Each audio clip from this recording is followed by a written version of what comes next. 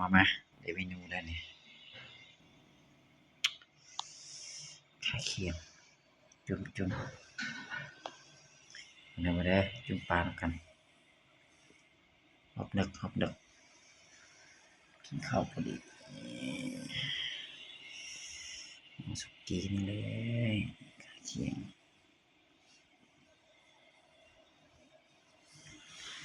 ตอนใหญ่ๆวันนี้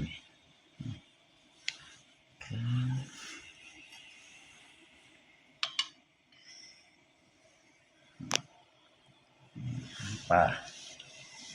งาปลาตอนนึง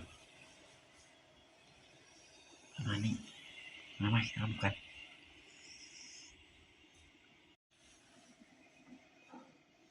ใส่ลงไปต้มไปเปื่อยใส่ลงไปฝดแล้วโอ้น้ำสิร้อนที่นี่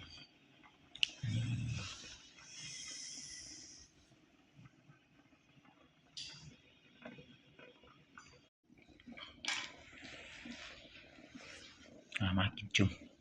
มาเอากันมาถามเราภูมิแสงกินเจมจุ่มป่าคัก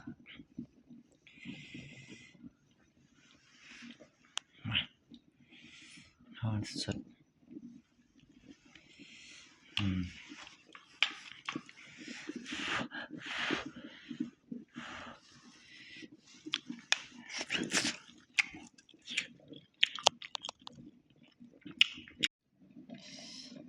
จุ่ม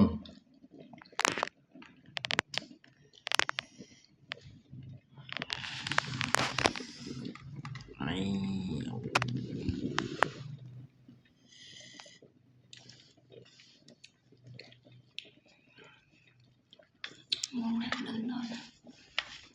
เราสัตว์แต้ว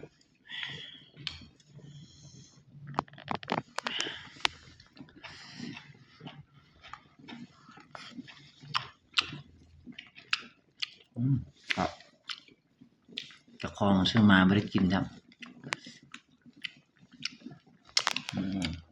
เสียดเลย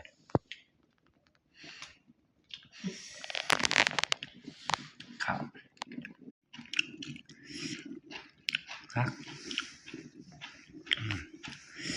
เคียงเลยสด